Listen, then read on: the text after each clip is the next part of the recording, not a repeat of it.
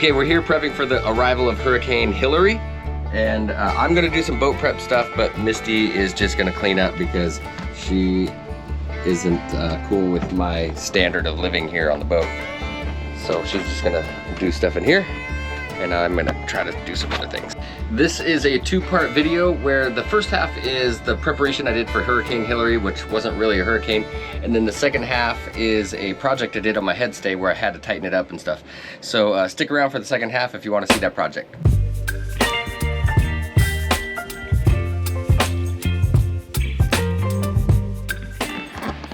So one of the things I'm going to do to prep is I'm going to deflate the dinghy and take it inside, or at least strap it to the deck. How I store my dinghy is it kind of rests on this dock line, and it's kind of floating so that there's no barnacles that build up on the bottom while it just sits here at the marina.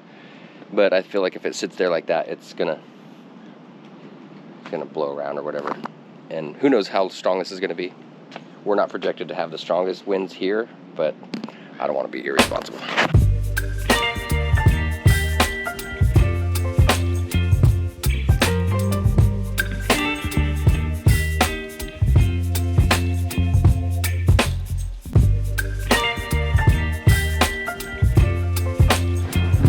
Okay, I've been battling with myself to figure out if I wanted to take down the head sail or not, because I'm not sure if that's overkill. I don't really feel like that we're gonna get hit with the eye of the storm here in Long Beach, but I do want to tighten up the headstay, so I might as well take it down, and it'll give me a good chance to, you know, get to the furler and undo the that little shroud that's around the forestay turnbuckle. So I'm gonna go ahead and take it down. So let's do that.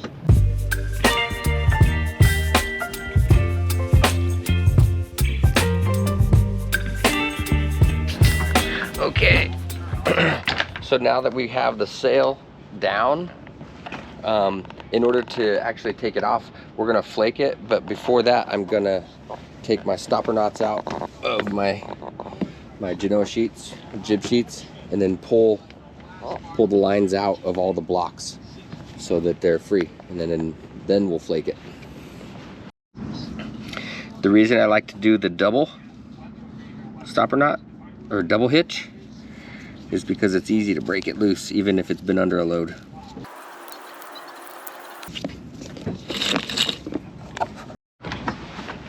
Okay, now let's pull those lines out.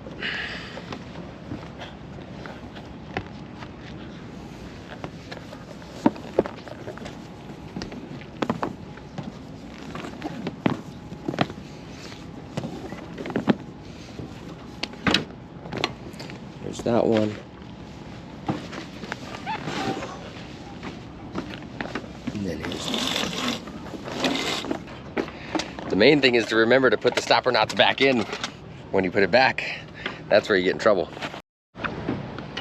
Another little thing to remember when you disconnect your halyard from your head sail or any halyard, don't forget to kind of anchor it down to the deck, because if you pull that halyard and it goes up to the top, then the only way to get it, because there's nothing on it, the only way to get it down is to climb the mast.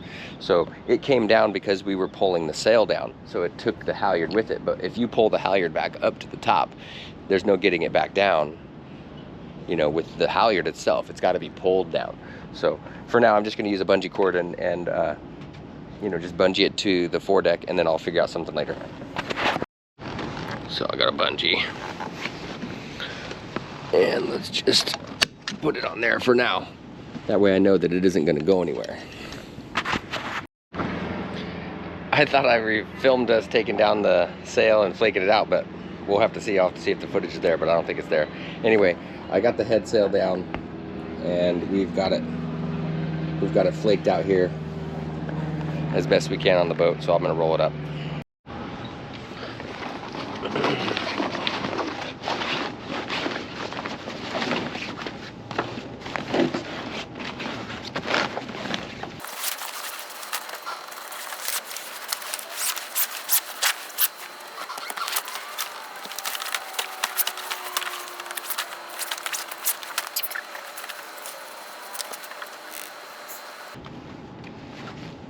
There we go.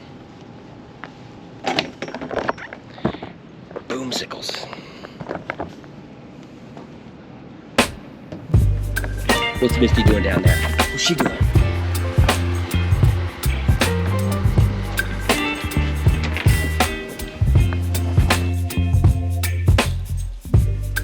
I'm on PCH between, let's see here, between Golden West and Warner, and they have just closed it down. I could tell that we were probably one of the last cars to get past, because all the water on that side of the road was really starting to intrude on the road. But so I'm guessing when I go back, I will have to take a different route because PCH won't be open. Look how high the tide is.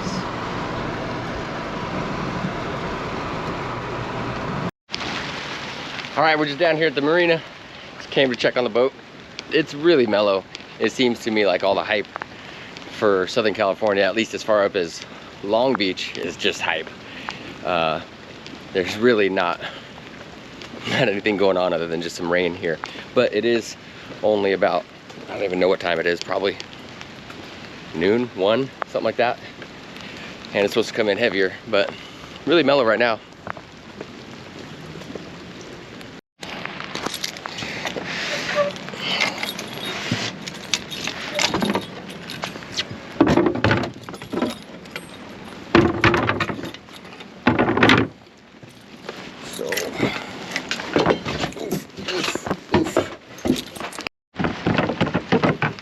Oh man, we got some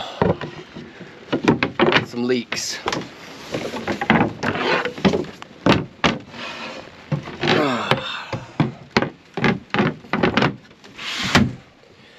Okay, so this is why I came.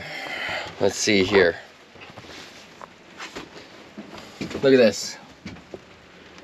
Dripping through this window, right on all my stuff, and this is like major wetness. Oh boy.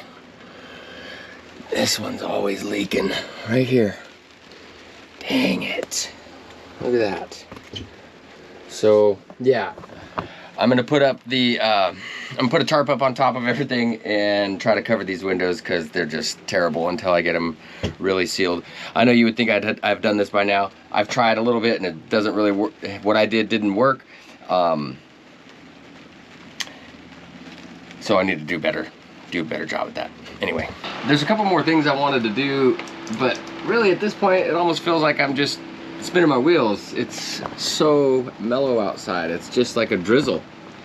So I kind of feel like anything I'm doing as far as preparing for this tropical storm is just kind of overkill. But let's go ahead and strap down these solar panels, and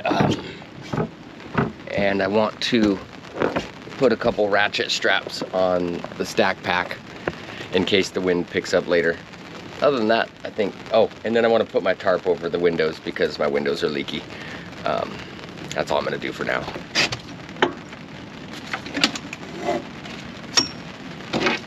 And then I'll do the same thing on this side.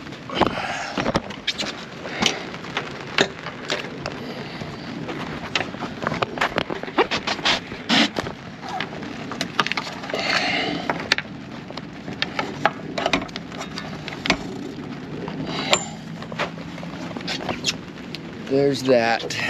I'll go grab my ratchet straps. Okay. Let's make quick work out of this.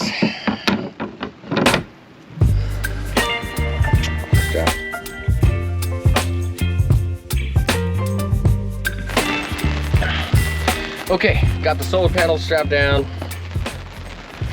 Got some ratchet straps on the stack pack. And got my head sail off. And you know, at this point I feel like it's all overkill and there's nothing really that's gonna happen. It's about 1:30 in the afternoon, and it's really, really mellow. Of course, it's supposed to come around 6, but I just don't feel like we're getting even near what other places are getting. My brother lives up in the high desert, and he's been getting like a lot of rain since 5 a.m. this morning. Anyway, it's still kind of fun to prepare and kind of do an exercise, a little bit of training to figure out how I would, you know, do this in the event that it was real serious. Not that it's not serious, but you know, it's kind of fun to do a little exercise with it. It's coming down a lot harder, but I've got everything done that I'm gonna do, so I'm gonna head out. Boat's in a little bit of shambles. I got all my stuff in this trash bag so I don't get wet going back to the car. Was trying to dry out my cushions, but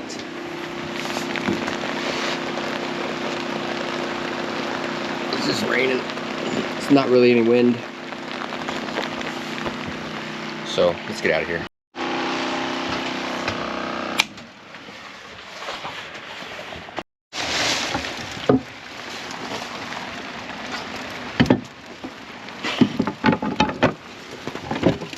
It's getting a little hectic. Better hope this bag don't break with a laptop in it as I'm getting off the boat. It's just a plastic bag. Oh. All right, we're all squared away.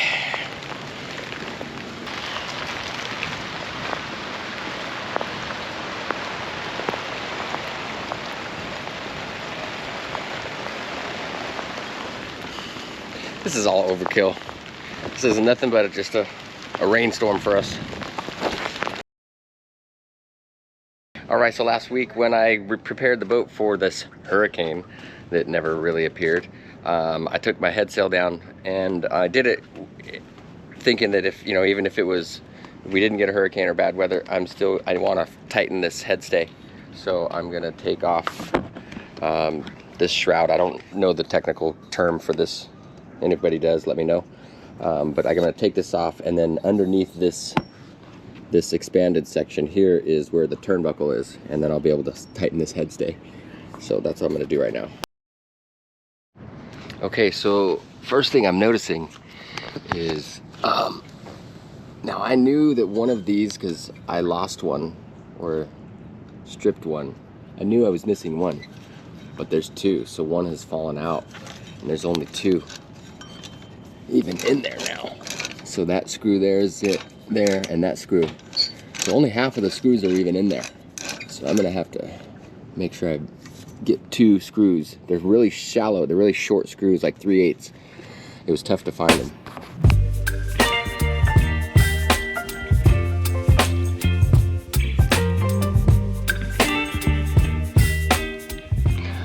All right, I'm very glad I'm doing this because I've noticed a little movement in my head stay, and check this out. Those two screws that were missing when I moved this, I don't know if you could see inside right there, but it's separating, and it gives it some real,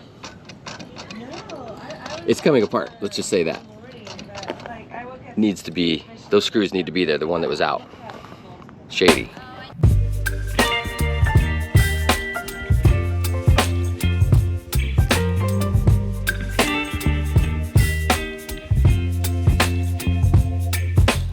All right, I think my battery's gonna die, I gotta be quick. So I've got the cotter pins off, I've got the turnbuckle exposed, and I've hoisted up the furling system with the head sail halyard to kind of keep it up and out of my way. I tried to put the boat over the dock here so that if I drop, well, not if, when I drop something, it lands on the dock, hopefully, but it has a very good chance of going in. Anyway, I'm a little bummed that I don't have tape on this. I was hoping I had the tape showing where it was before, but now that I remember when I did these, when I did the rigging, I just made this match. Now I've noticed that it felt like my head sail was a little, my head stay was a little loose, and seeing it flop around kind of in the wind, you know, when it's furled in and it's got some girth to it, and some weight on the stay itself, I could see that it wobbles around a little bit. So I'm gonna tighten this, but I really don't have any way to know how tight to tighten it. So I'm not gonna tighten it a lot. I'm just gonna give it maybe 2 turns and that's it. Because I also have the bridle in the back that I can tighten up, and that pulls the mast backwards, which in turn tightens this head stay. But that's all I'm gonna do, because I was hoping I had the tape to kind of give me a guide of how much to tighten it or not tighten it, but I don't have that tape on there. So I'm just gonna go with my gut, give it 2 turns, and that'll be that.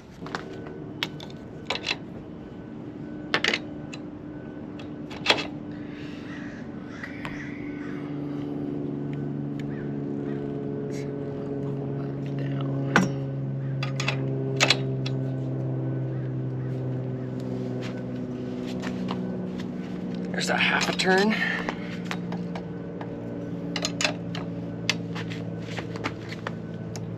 One,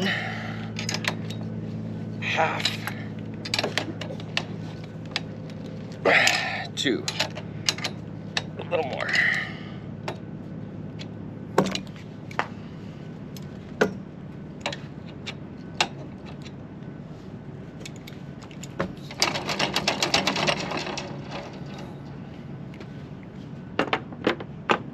Okay, now it's just to reverse the process, put the cotter pins back in, start putting everything back together, and I'm gonna have to try to locate the 2 little screws that I got that was making this loose. But basically just put it all back together and sea trial, see how it sails. So that's where we're at.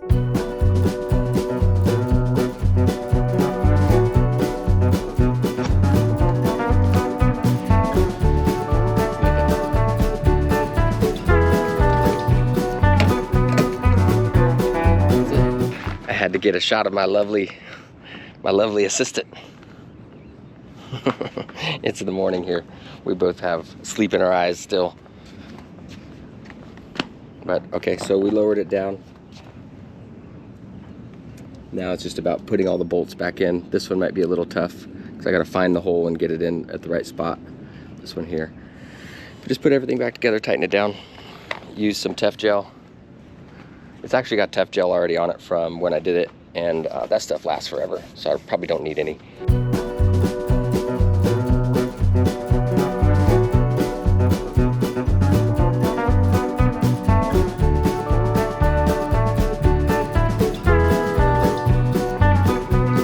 It's so bright. Yeah, I ran into a little pickle. I wasn't quite sure about the stop pin and the, what do they call it? The foil. So the foil is this aluminum extrusion that goes all the way up the mast. This here, this is called the foil. Bye, baby. So this rests on the stop pin. So that pin goes in right here, and this rests on it. I thought there was a little hole for it to go into, and I was like, so I had to double check with the manual, make sure I'm doing it right, because this isn't something you want to mess around with. But here, right here in the manual, it says that tighten the 4 fasteners. Oh, wait. Adjust the foils until the stop pin can be reinstalled in the torque tube. The bottom foil should rest on the top of the stop pin. So that's what we gotta do.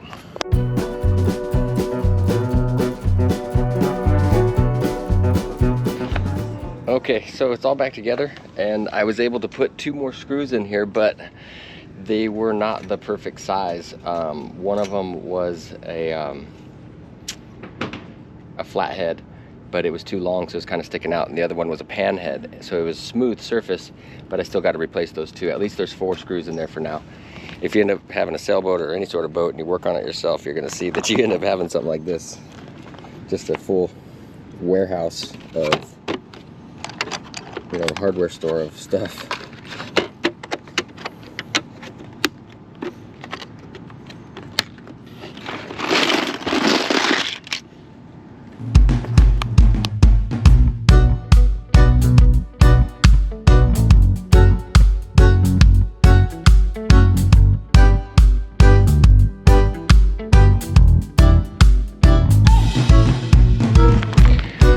Okay, there you have it.